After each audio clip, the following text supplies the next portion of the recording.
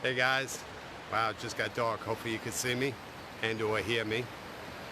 The reason titled why or what level anxiety is okay is because it's great that we're getting comments going. And I'm also hoping that people that have mentioned they have anxiety or have had anxiety issues can maybe put a couple ideas down about how they realize their anxiety, how they came to realize it in their own words and my words, how it became unmanageable, and how did they manage it.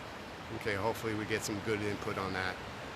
Because what I'm really trying to do here is make it so it's a little bit easier for us to speak about our anxiety, or at the very least become aware of it, which is the first step, right? What I'd like to also speak about is a conversation I had with someone. It started by her saying that she's in her mid-50s, and for the first time in her life she's becoming aware she's having anxiety, and she's wondering if it's because of all the uncertainties that have been going on lately for the last few months. You know, is it normal, or should she start worrying about it?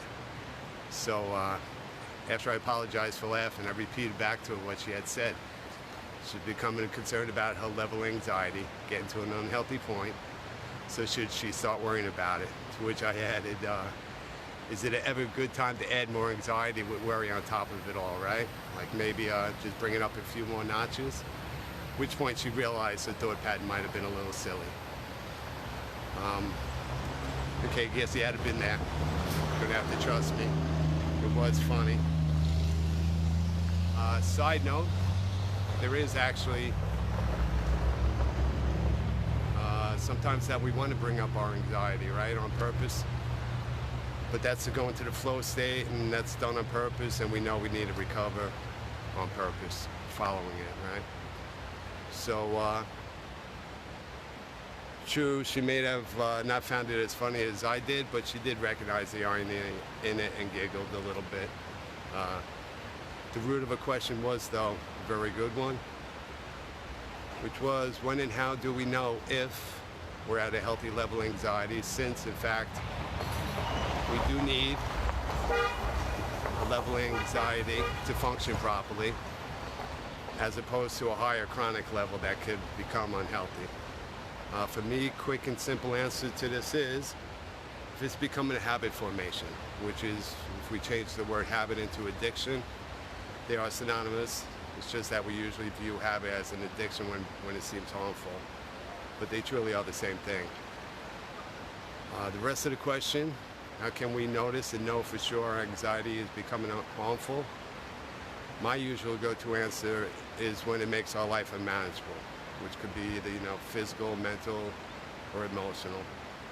Again, this could be a tricky thing because what we've spoken about, that we can build up a tolerance to anxiety, and in addiction language, we would call this denial. You see, we all have blind spots and cognitive biases that we're not aware of, and on top of that, our denial, that's on top of the denial that's caused by the buildup of our tolerance.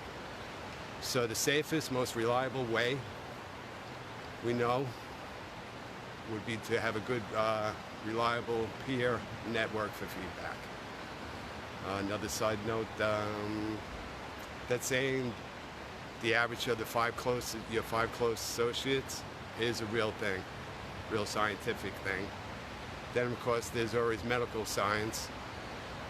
You could always do blood work, or even more efficiently, tracking your heart rate variability. But I would caution this as a go-to because my first answer about connecting with others, with other people, it's not just about the feedback, but it's also about having close connections on a vulnerable and a deep level with other people, is actually part of the balancing and healing. And that's on top of the awareness for who and where we're at.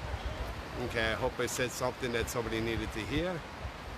I know this helps me, so it's all good. Okay, peace out. Have a good day, Joe. Later.